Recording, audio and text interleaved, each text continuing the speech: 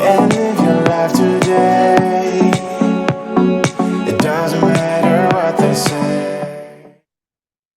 All right, well, welcome to another episode of Red Lotus Life. We're so excited to be here.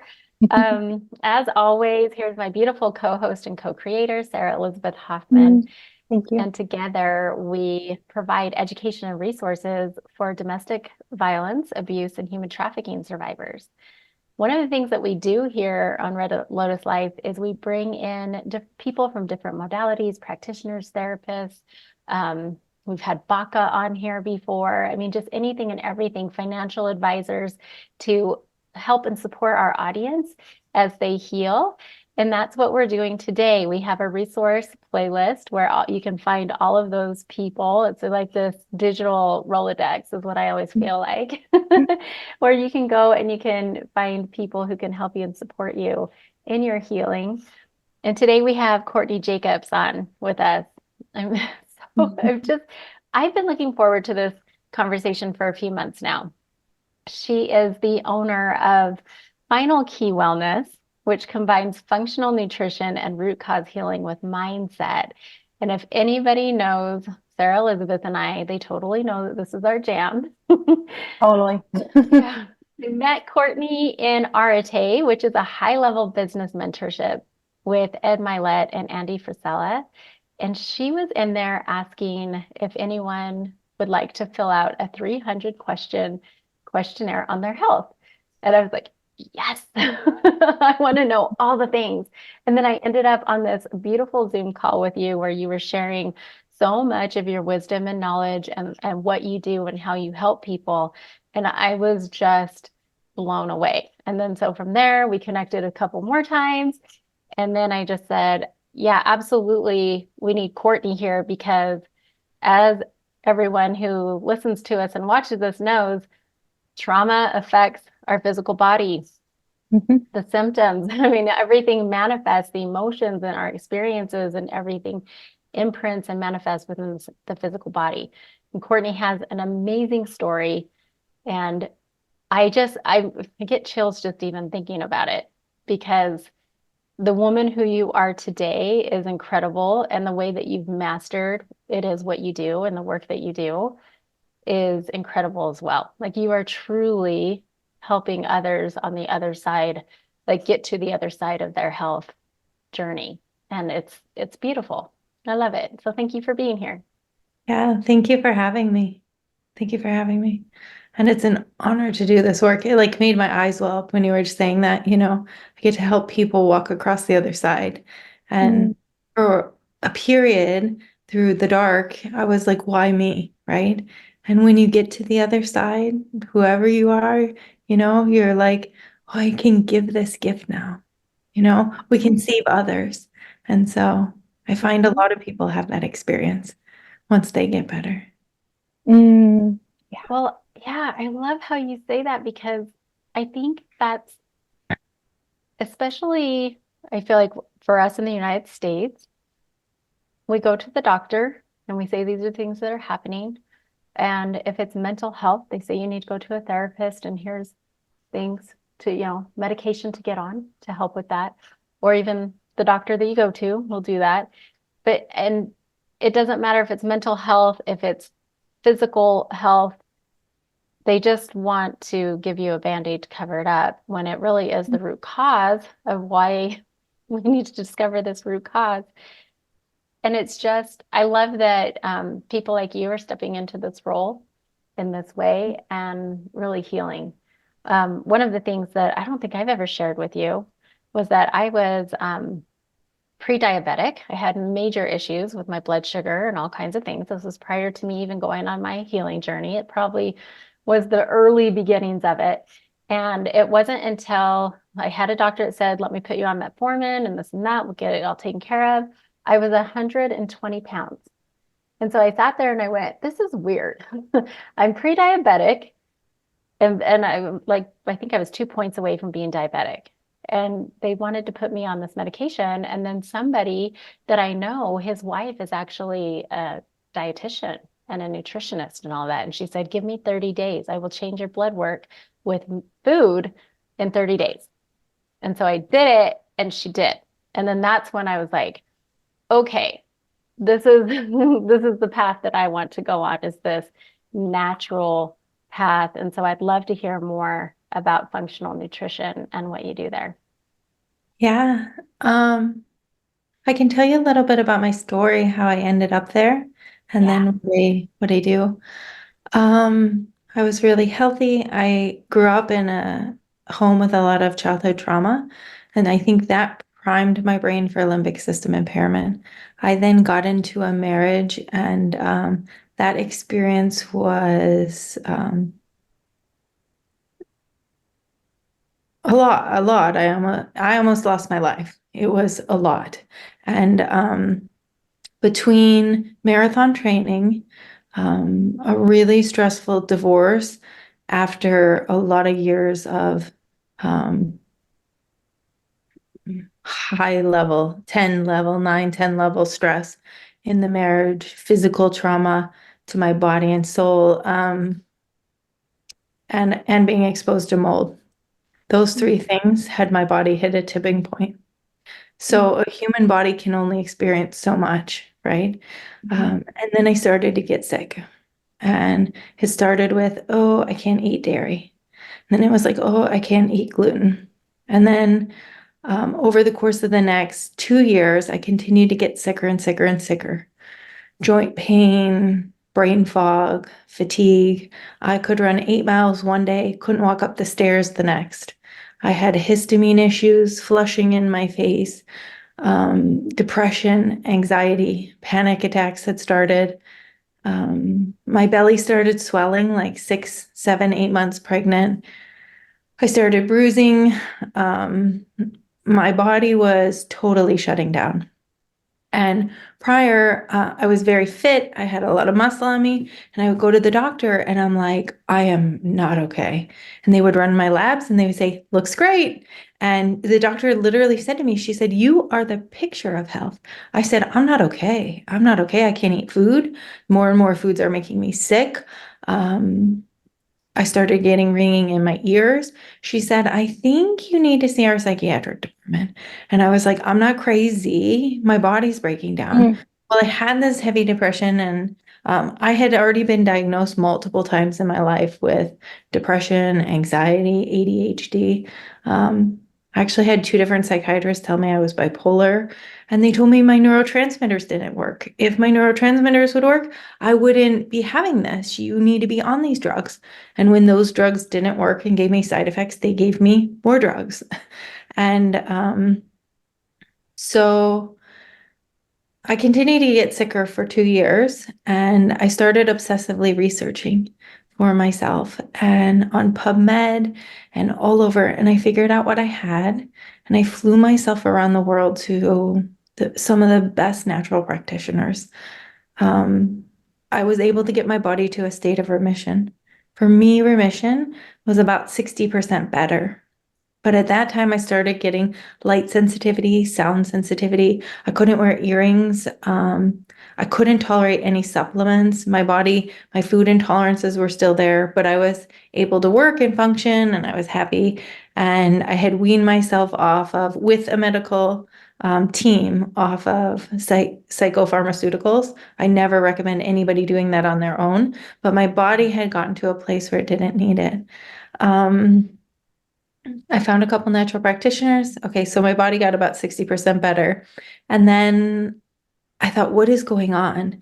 There has to be more healing. And that's when I found out about limbic system impairment.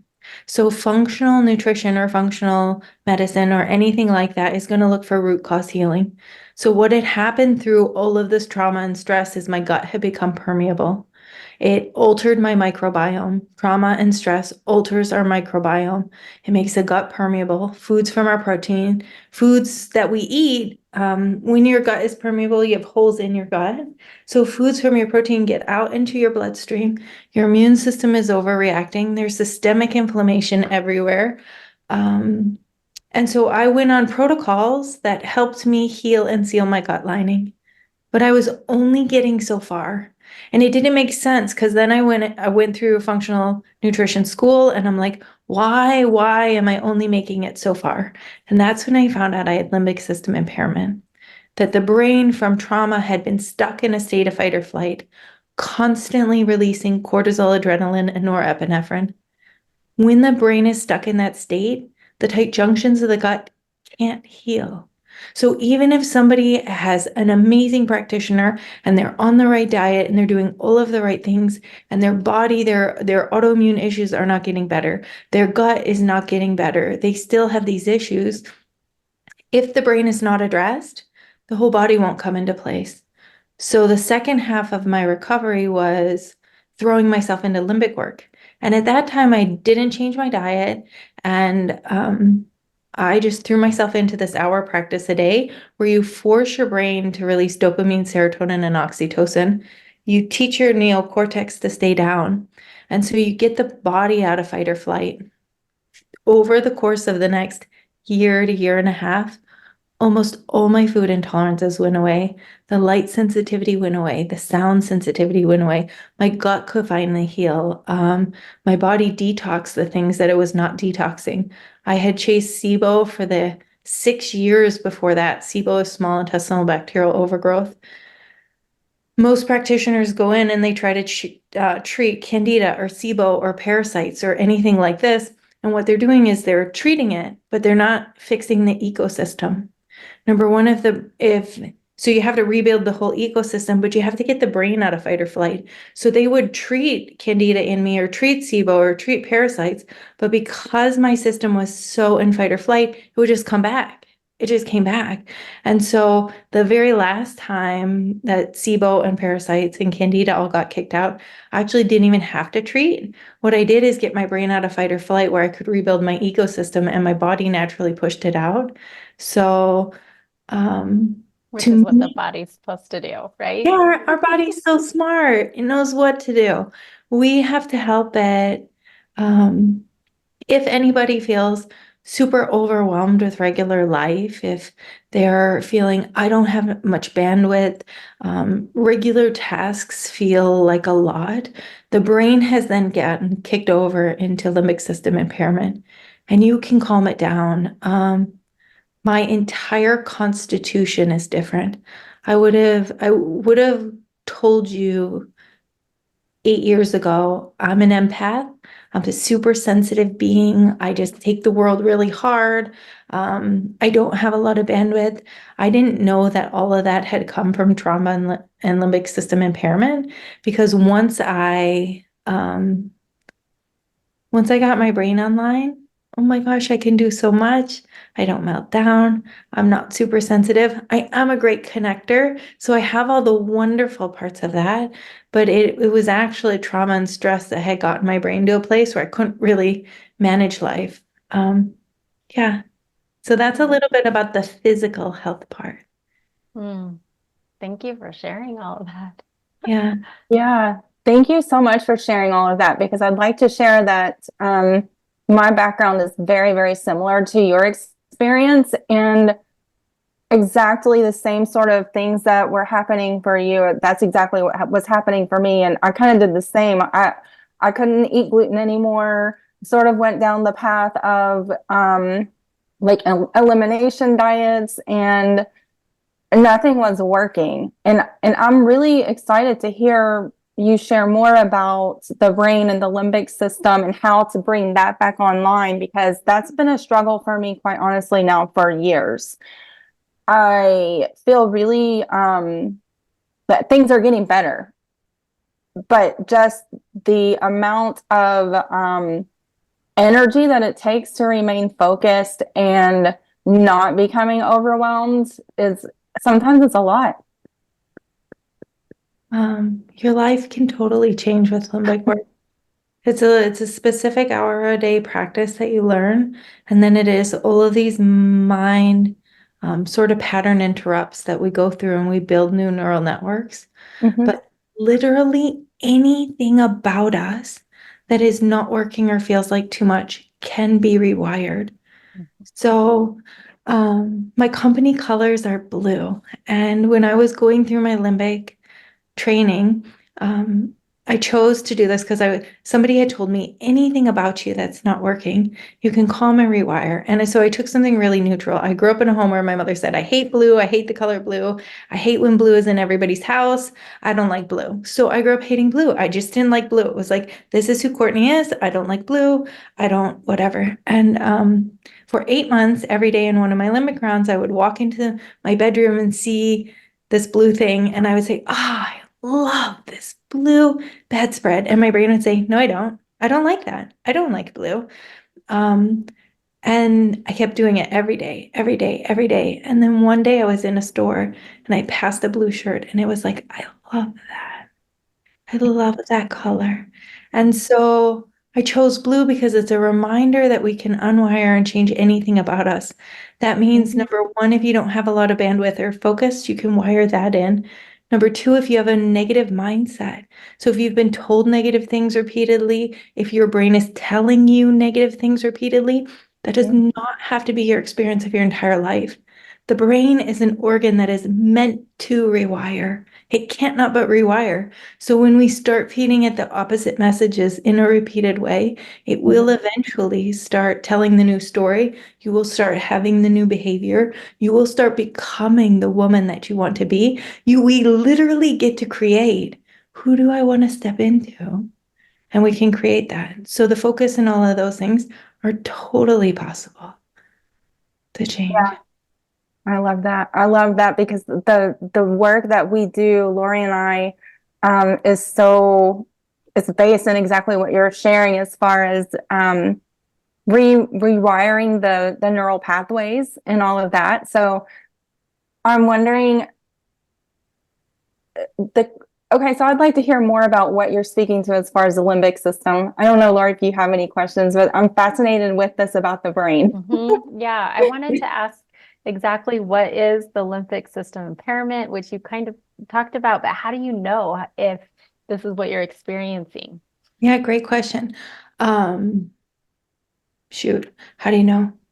If somebody's listening and they relate, like if I'm number one, I can see it a lot on somebody.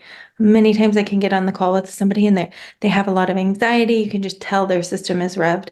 Otherwise, if somebody's listening and they have it, they know their nervous system is revved. They know that going to get the kids and getting the groceries and doing the thing, and they feel so overwhelmed and they don't know why, and they just can't handle it. Although some people just think, I can't handle life. And it's actually not them at all. If you feel overwhelmed by basic things, many people with limbic system impairment have food intolerances. You can have multiple chemical sensitivity, multiple like mold sensitivity. You can have chronic fatigue, a lot of gastro stuff. Autoimmune stuff is linked with limbic system impairment, nervous system conditions like POTS, dysautonomia, things like that. If you're jumpy, if you have light sensitivity, sound sensitivity, if you have a history of past trauma. Now, if you have any of those things that I just listed, that doesn't mean for sure you have limbic system impairment. But most people know that I'm in fight or flight. Like when I say it to people, they don't, like when somebody said it to me, I didn't know I was, but when she said, I was like, oh yeah, probably, yeah. And then when I started limbic system impairment, I was working with a coach and she said, oh, well, when you kick into adrenaline, and I said, I don't know, like, I don't know what that is. Like, that doesn't happen to me. I said, I'm either super revved or I'm calm. And then once I started doing limbic work, I actually kicked out of adrenaline and I kicked back in and I was like, oh my gosh. I had been in adrenaline 24 hours a day. So I didn't even know. So like I went from revved to like I was just in adrenaline, different levels of it until my body kicked out and I was like, holy moly, I really need to go after this. Yeah. That's why I was asking you about this because I can't remember what exactly I shared with you about my experience, but I was in a very extreme domestic violence situation. Lots of extreme situations though, but at the time, whenever I was going through this, zero clue, zero clue that I was. I didn't identify with the billboards and what I saw that, domestic violence looked like or just any of the ad council campaigns that they did for domestic violence awareness was not me. I was somebody that was pretty calm. Like what you see is what you got, save here. I didn't really lose my shit or anything like that. I had a really successful career. I owned a home. I mean, all these things, right? Children. And when it was when I went to report that my children had been kidnapped and I was looking for them, that is when I even had a little bit of an inkling that I was in an abusive relationship. I thought it was toxic. I thought it was unhealthy, all those things. But in fact, they didn't even believe me when I first went in because I was so calm and they didn't know that. So that's why I'm asking, because a lot of our audience too, when you're in the chaos and kind of like what you said, you were so revved up that you didn't even recognize that that was adrenaline, or you were in a fight, flight, freeze, any of those states until you're out of it. And especially if you've been in it your whole life. Because that's another thing. If you're in it your whole life, you have no reference point to what does normal look like? What does calm look like? Yeah. So thank you for going over that. Yeah. I thought about one other thing that I thought was really important, and I want to share this part very lightly for somebody who's in an acute traumatic situation or going through acute grief. I do not mean that what I'm about to say about either of those two situations. When I went to go start doing my limbic work, they told me I couldn't cry for 6 months. And I said, I can't do that because so I'm also recovered from addiction. And so I'm sober and I had eating issues. I just had a gamut of everything trying to cope with the insane amount of stress in my life. And how I had learned to deal was to feel my emotion, to cry, to journal, to release. And I was working with this guy on trauma, healing past trauma. And they said to do limbic work, I couldn't cry for 6 months. And I went to him and I said, I don't feel safe. This is now my tool. Every night I would journal. And if you look at my journal, it's like, I'm sad, I'm whatever. And all of these hurts would come up. But my body was not well. And he said, what do we have to lose? What do we have to lose? Let's just do this. Now, I was not in an acute situation, so I was out of it. And he said, let's just stop. 6 months. We know you need to go through this stuff. It was like childhood stuff, all kinds of stuff. And then you can come back. Here's where a huge part of my miracle is. I had a lot of small T trauma with my mother. I thought I would always have to work through that. I couldn't physically be in the same room with her without having a PTSD response. I had a list this thick of traumas that I needed to go back and work through. When I healed my brain, I never had to go back. So what I'm saying is, because my brain was in fight or flight, I could not handle these situations or process them. I would have told you 10 years ago, I would prefer not to be around my mother. It would be easier if I never saw her again. I loved her dearly, but it was just way too much. Like, what a gift I get to share these years with her and love her as an experience. And I would never be able to be in the same room. She hasn't changed. I changed. My ability to be around her, my limbic system's ability to be around her can handle it. So you can take a house that burns down. The same house burns to the ground. Everybody runs out. One person in the home has complex trauma from that, right? Why?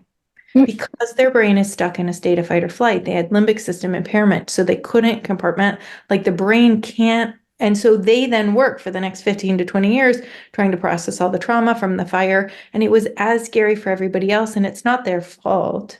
But what I'm saying is, when our brain calms, many of the things that we hadn't been able to deal with from our past almost neutralize. It was like, I can just talk about the situation that happened to me, and it is not a visceral experience. Before, it was a visceral experience in my body that I just thought I would spend years like processing this trauma, like one layer after another. And it's not that I don't deal with hard stuff now, but yeah, I guess I feel like a regular human. I feel like a regular human again. Amazing. I love that. Mhm. I know. I just have so many questions. I love that you're speaking our language. We do, I don't know if you've ever heard of like somatics, and Mhm. right now we're learning more about TRE, the traumatic release Oh, exercises and things I have like a friend that. who. And yeah, it's so crazy cool to talk with somebody who gets the nervous system, understands all of this, and you're Mhm. like speaking our language, but you know so much more about it because of all of your education, and I love it. Um, how long ago did you begin your journey? I don't know which journey because there have been so many. Um, I guess how long ago were you so sick? Whenever you were first starting, how long ago was that? um, maybe 13 years ago. I got sober, I started to get really sick, and then it took about 8 years to get better. But along the way, it wasn't like on year 8, I was bad. 4 or 6 years in, I was about 60% better. And then the limbic system work is what really threw me over. So it was just like this constant 13-year walk towards a better life. Oh, like just more and more and more. That's why I say to everybody, continue to be a seeker, because I had arrived to many places along those 13 years that was like, wow, life is good. My body's better. My heart's better. I didn't even know there was more. I didn't even know there was more. I didn't even know more was possible. I was just so happy to be there from where I came from. I was like, please, man, life is good here. This is good. But there was more because I was always willing to question and look and educate and hire practitioners. I've hired practitioners of all sorts. They've changed my life. Mhm. Yeah. It's so, I love that you say to continue seeking because I feel like that's how it is until we transition, right? It's always seeking and not really to have those limitations because it can always get better, and especially if you're feeling or you can see a desire or how you would like to live your life, then it's just pushing through that and going out and seeking. That's why we started Red Lotus Life, actually, was to bring in all the different modalities. We're both spiral practitioners, which works with all different kinds of maps and modalities, but it doesn't, every modality doesn't necessarily resonate with everyone, which is why we bring in people like you to come and share what you do because like the talk therapy stuff, man, that did not work for me at all. Nothing against talk therapy, it just didn't work for me. And it put my nervous system into this crazy activated state. And Mhm. then I didn't have support or anything until the next session. And then it was just talking about it again, getting me in that state again. And so I love having you on here to talk about this. How do you um I loved our call after I did that 300 questionnaire because there was stuff on that questionnaire that I had never even thought about. So, and then when we got on the call, you blew my mind with everything that you shared around what that questionnaire revealed. Um, I'm trying to even think how to even, can you explain, is leaky gut where you said that and you have and the proteins come through? Is that what's considered leaky gut? Yeah. So a lot of questions there. And then I can say some of the things that I think that maybe you saw in the health questionnaire that you're like, I didn't even know that this could be a thing. Well, So, can I preface it real quick with the context of it? Because, they say that your mental health is in your gut, right? And that's where your intuition is in your gut. And we have so many gifts and everything in the gut. And Mhm. so when I guess maybe is that leaky gut. I can't, I wrote down leaky gut, but I didn't write down the terminology you used. And then also what causes that and how does that actually affect our intuition, our mental health, and all of that. So, Yeah. So about 70% of our neurotransmitters are made in our gut. Our gut is our second brain. And so if we have dysbiosis in the gut, overgrowths of microbes, candida, yeast, fungi, worms, protozoa, if we have any sort of dysbiosis, our neurotransmitters aren't going to work right. That's going to affect our mental health. So a lot of times we may exit a stressful, traumatic situation, and it's a year later and we're still depressed and we don't know what's going on. And many times it's just the body. So once removed from acute situation, what I now know is that when there is depression, anxiety, bipolar, anything like that, ADHD, OCD, those are symptoms of the body. They are not who you are, right?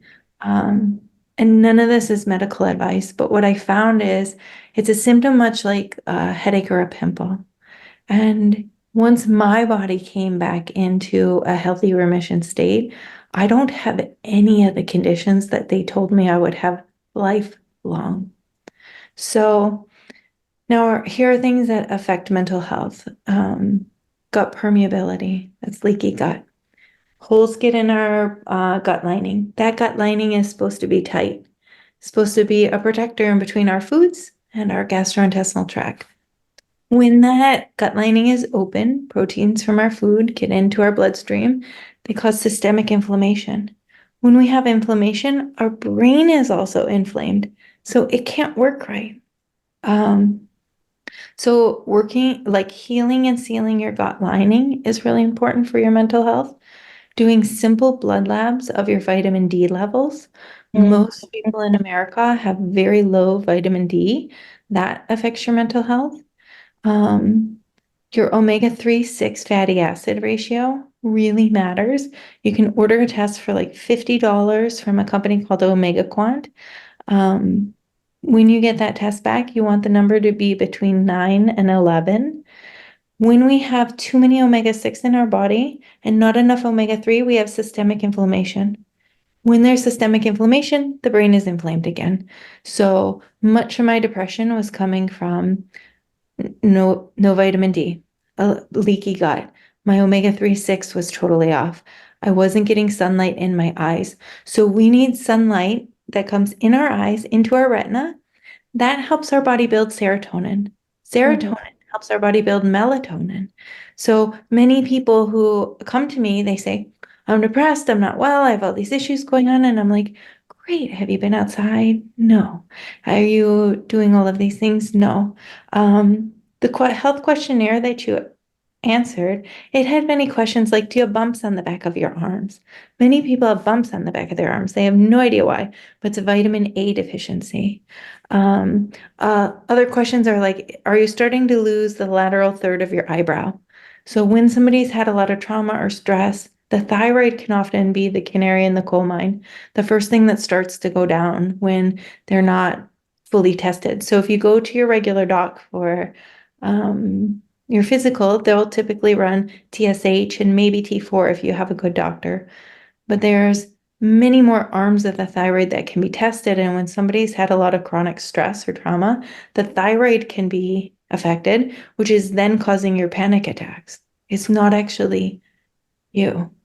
So there's so many things to look at. And that is just, I just said 5 or 6 out of 120 things that affect our mental health. But once everything comes into a line, it's like people's lights turn on. They literally, I will see them on first calls and they're crying. And then like 6 weeks later, they're like, hi. And I'm like, oh my gosh, there's their lights. There you are. And what happened is all the inflammation came down. And that's even without the brain rewiring. That is just getting inflammation off their body. Oh, crazy.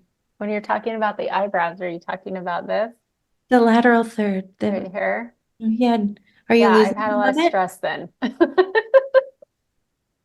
So if the lateral third of the eyebrows starts to go, that's the thyroid is not working properly. Does aging have anything to do with that? I just turned 50. So does that happen? I think more. It doesn't look like you've lost much of it though. Okay, good. I just remember when I was younger, it used to be like a lot of hair, right? Bushy eyebrows and stuff.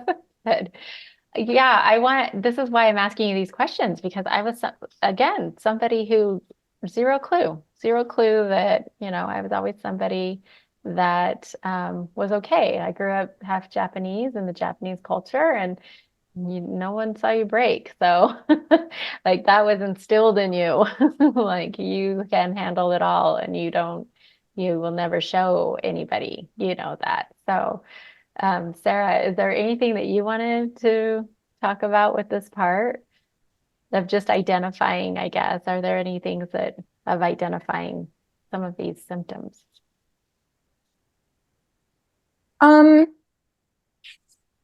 Over the years, I feel like I've experienced the majority of these symptoms.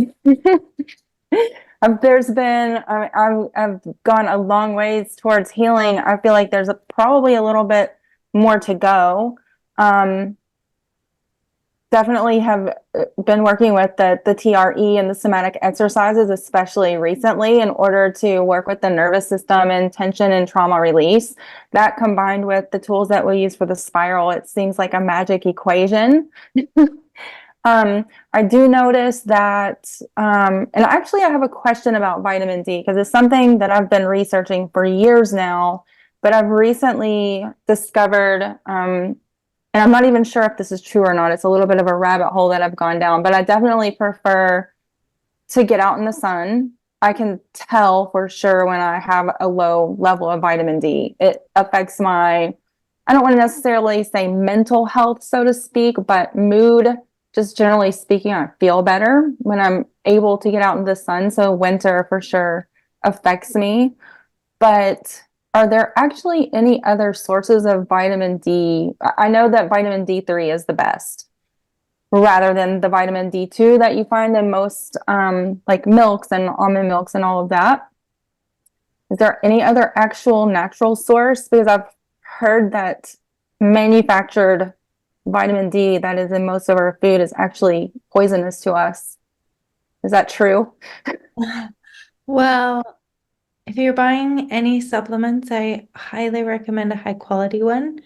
Third party tested. Buying supplements off of Amazon can be tricky because there's a lot of fake stuff sold. There's actually a whole department of our government that shuts companies down.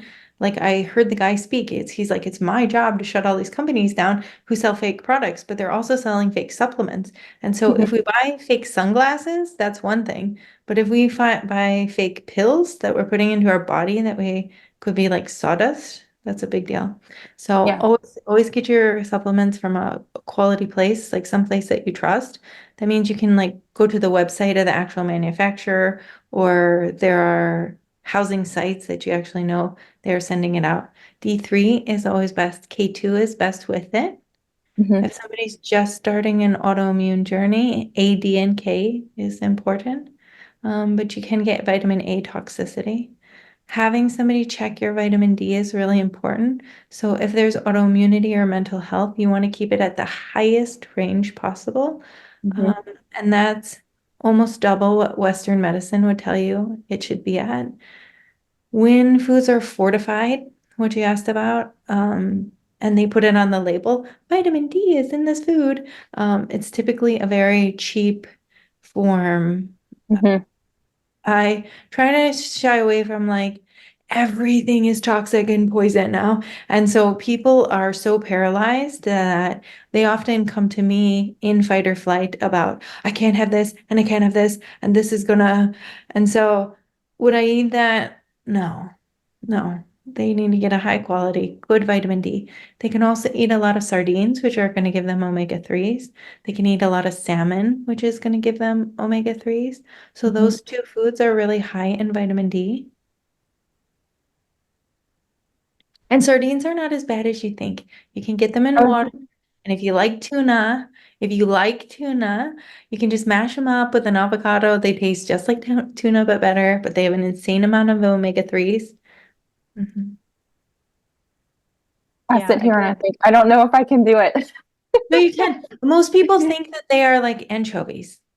I've had hundreds and hundreds of clients that are like, Courtney, I'm not eating that. And I'm like, please just go buy it in water, smash it up with an avocado or like some natural mayonnaise, and you're gonna, and they're like, oh, that's pretty good. I didn't even know. So if you like seafood or just fish or tuna, you will like it. Most people just haven't had it. I just saw a thing from Gary Vee. This is about everything in our life. But he said, he's has this huge audience. He said, how many of you do not like oysters? And they're like, and he said, how many of you have never had an oyster? And half of them, half of their arms are up, right? And so we don't know. You might. Well, I can eat oysters, so if I can eat oysters, I could probably get a sardine down. Yeah, sardines are even way easier. Yeah, the kipper snacks. I just realized that. That was something, that was a childhood snack that we would always have, and I totally forgot about it until you said sardines. Yeah, something else if somebody has depression. How I found out about my limbic system impairment is I was doing really great and I was living in an area of the country that has winter. And I was like, I do not want to get seasonal depression again this year. There's got to be something I could do. And so I hired this holistic psychiatrist out of Massachusetts. She was so expensive. And on her paperwork, I had to sign that I was not eating gluten or dairy. She would not take a patient who ate gluten or dairy. She said, I cannot help you. I cannot help you if you're having either of those foods. So if somebody is out there and they are like, I can't hire anybody, I don't know what to do. I have depression. First things that you could try, right, is removing gluten and dairy. So for me, as soon as I have dairy, 3 days later, and then 3 days, like for 3 days after, I'm blue. I'm just emotionally blue. Um, so both of those will really affect the brain. Lowering the carbohydrates. So 100 grams of carbohydrates or less could be a good place to start. The ketogenic diet, there's a guy named Chris Palmer, Dr. Chris Palmer, who is sort of revolutionary in that he's standing up as a psychiatrist saying what most of the functional world knows is that you can put things like bipolar, anxiety, whatever into remission with the ketogenic diet. Now, everybody doesn't need the ketogenic diet, but that's on a spectrum depending on where you're at and how bad it is. But removing grains, sugar, soy, dairy, gluten. But dairy and gluten are your big ones. And then your carbohydrate load, because the more carbohydrates you have, the more inflammation is in the body. Also, when you're eating more carbohydrates, your blood sugar is swinging.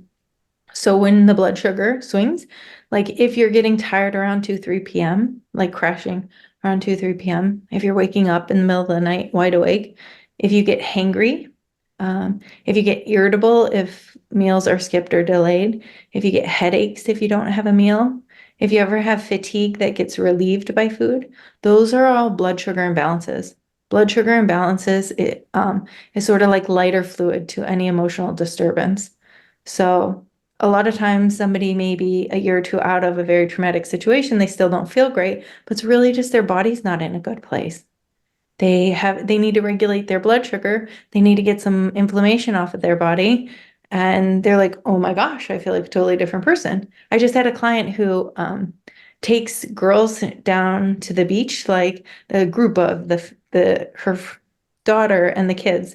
And every year she dreads it. And she's like, these kids drive me crazy. It's so much. And she was telling me about it. And then she goes down to the beach and she comes back. She's like, you wouldn't even believe it. We had such a wonderful time this year. And she's like, it's because my whole system's calmer. And all we did with her was regulate her blood sugar. Okay. When you just said that, I just made the connection to when my blood sugar was doing all that and I was having all the issues. That's back when I was having the most traumatic time. There's two traumatic times in my life. One was the divorce, my first marriage, and then the other one was some things with my daughter. And yeah, that's when, I mean, because all of a sudden, it just all of a sudden started happening. And then I was in that state with that issue for a long time. I want to say a year and a half before I finally had like started seeking help with it because I kept thinking, well, I can handle this, I can control this, and I can do this. And I was kind of doing my own because I do have education on all of that and nutrition and health and exercise and, fitness and all this thing. Nothing was, working. And then that's when I was like, okay, I'm 120 pounds now because I've been eating right and I've been exercising and doing all the things, da, da, da, da. But what I hadn't addressed until you just barely said that was my mental health.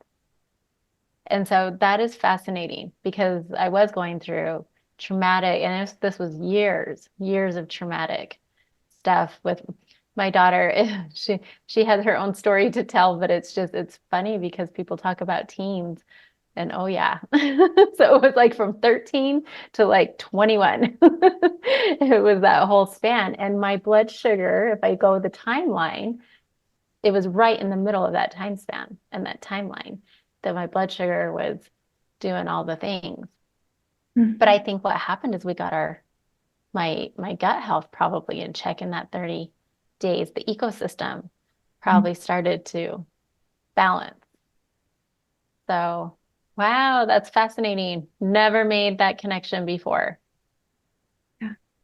Yeah, I think the important thing for people to know is even if you have diagnoses of conditions, even if you have family histories of things, even if you, many things can be put into a state of remission or recovery when the body is brought into balance. And so a lot of times people just don't even know that it's possible because they're not even being told that, hey, actually, you could feel a lot better. And you're not chained to this. And you're not for sure going to get, like my dad died at 54 of heart disease and diabetes. They just told me everybody in your family has died of heart disease and diabetes, you're going to get it. That's not true. Epigenetics tells us 80 to 90% of whether we express a gene or not is based on our diet, lifestyle. And if we've been through a lot of stress and trauma, that's a stressor to our genetic system. And so we owe it to ourselves to learn about how to put right foods in our mouth and how to take care of ourselves because we can change the trajectory. And sometimes even if those genes have been flipped, they can be unflipped. Mm-hmm. Well, now you're speaking our language. I have another question, but I think Sara Elizabeth does. Do you have No, something? go ahead. I have something swirling, but I'm kind of waiting to formulate it. Okay. All right. So I know that you run marathons and that you do marathon training. So this is for all the athletes out there that listen to us, because when you're talking about depression and you were saying, the first thing to do is cut out gluten, dairy, and then you went into soy and carbs and all of that stuff. I've always known, and I'm not a marathon runner, but my husband is.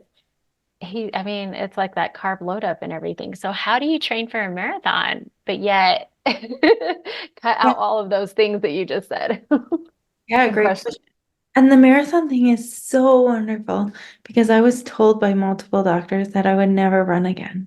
And so can you imagine if I would have listened to these mental health conditions you're going to have for the rest of your life? You're never going to run again. You're never going to whatever.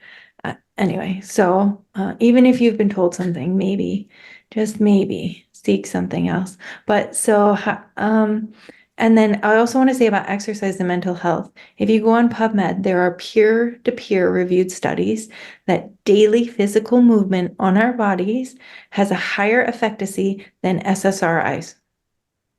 Mm-hmm. Always. Mm-hmm. Always. Movement releases good feeling neurochemicals.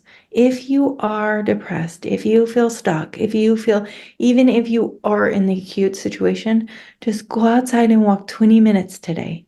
Get the sun in your eyes, even if there's rain coming down. And then you walk 20 minutes tomorrow and 20 minutes the next day. And you can I literally walked myself out of the darkest of holes. And then I ran a marathon. So I eat mostly meat.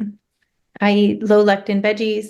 I can eat anything, but I eat mostly meat and veggies. I would fuel for my runs with apples. Many runs I did were just on meat and veggies. You actually don't need as many carbohydrates as what somebody thinks. And then before my race, I ate 150, 180 carbs. So many Americans are eating 300 carbs a day on a regular daily basis. So you don't need to carb load. I also train a lot of runners and help them stop eating all these toxic things and like just putting crazy amounts of sugar in their body because they're actually not performing well because they're crashing on the sugar, but they don't really realize. And so when I go out and do an 8-mile run and I've just had meat and vegetables the day before, my mitochondria are having to learn how to run off ketones. And so when they learn to run off ketones, then I have that fuel source. And then when I give it some sweet potato before the race, it's like extra fuel. But so tons of carb loading is a fallacy. We do need some carbohydrate, but men, women do not need bowls of pasta before they go run. Our muscles and our liver can actually only store so much glycogen. And so if you've had glycogen the last 2 days, you don't really have to carb load because you just have to top off your stores before you run. And you can do that with healthy foods. You can carry figs with you, dates with you. You can buy the little pouches, like kids' pouches of like apples or sweet potatoes, stuff like that. They have natural forms of goo that are without any of the chemicals. I love this because I mean, automatically I was thinking bread and pasta and all of that. And then now you're talking apples and sweet potatoes and stuff. I'm like, oh yeah, those are carbs too. Yeah. Yeah. No bread or pasta. None of that. Or it's not needed. Mhm. Very cool. Well, I love this. Was there, Sarah, do you have anything that you wanted to share or ask about? Where would you start as far as beginning to repair the gut biome? Like what would be the very first thing? Or maybe a few steps. Yeah. I'm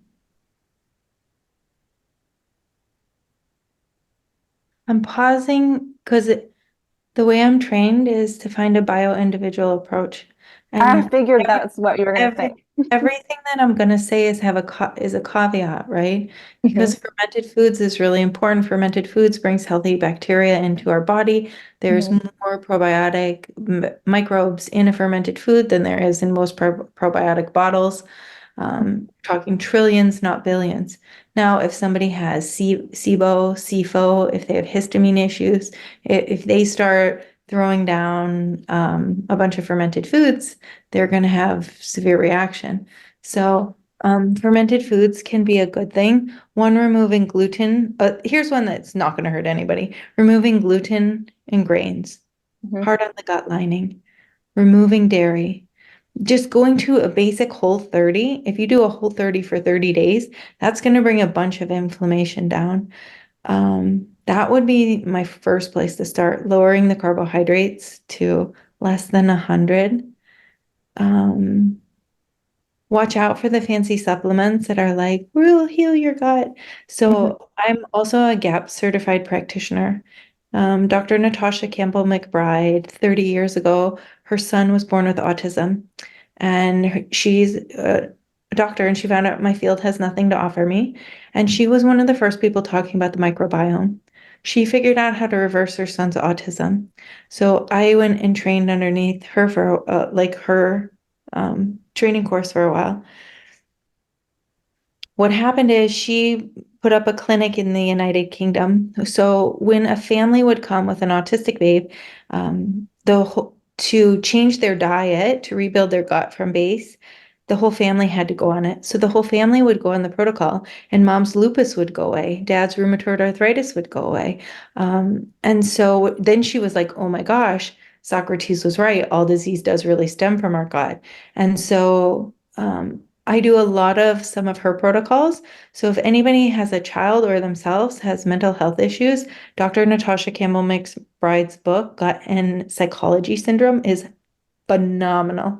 If somebody has autoimmune issues, gastrointestinal issues, neurologic issues, even mental health issues, her new book, Gut and Physiology Syndrome, is really, really good. And it helps you understand how the autoimmunity started, how the whole ecosystem is working together. Those two books are an amazing resource. And then if anybody has finances for it, hiring somebody super skilled. It is just, I take my own body somewhere else because I can't see what I can't see. I can't, and a lot of this stuff is really complex. And so, I've also been getting a lot of really good results with immunoglobulins. They're IgGs. You can get them from Thrive, like Thrive is a brand that you can get online, or Megaspore is the probiotic, but they have a mega IgG. Their immunoglobulins are the things that are in colostrum. So, except for it's not dairy based, and the immunoglobulins will come down and clean up LPS in the gut. So people who have had really long-standing gut issues, the IgGs, I've had a lot of help with along the way. Yeah. I have so many questions, but I know we're running out of time. I love all of this. If you could just look at this, look how many notes I've been taking. I know, me too. I know, I love everything about it. I know that we're running out of time. So, was there anything that you wanted to share that was on your heart that maybe we hadn't touched on? Yeah. Here's what I want to share to anybody that's hurting or going through anything that they're like, why? Why? So I just finished the marathon, and directly after the marathon, something happened that I blamed myself for. It was really awful. And I was working with the person that I work with because I go to somebody to work with somatic stuff. I'm working on healing relational stuff. I hire somebody for that. I hire somebody for business stuff. Anyway, I was working on part of my life and just crying. So sad. Why did this thing have to happen? Why did whatever? And I processed that. And 4 weeks later, I had a decision, and I was either going to go left or go right. And I was going to go left. But because this really bad thing happened, I went right. And 2 weeks later, a miracle in my life is unfolding. I didn't put this all together, but then when I had my session with my guide last week, she said, "Hey, remember that thing that you thought was so awful? Why did it have to happen? For if that wouldn't have happened, you wouldn't have turned right, and this miracle wouldn't be unfolding right now." Right? So whatever it is that somebody's going through, we can learn and grow. And sometimes when we look back, we're like, oh, I understand why. And we can actually see it as a gift. So I can so confidently say that. I'm sure you guys too, after being through a lot in your life, like, I know we're all going to be okay. You keep walking towards the light and healing your nervous system and your body and doing all these practices, whatever resonates with you. Oh my gosh, you will not stay stuck. I know that with every cell in me. Yeah, I love that. It's so good. We always say that our experiences are actually preparing us for the next version of ourselves.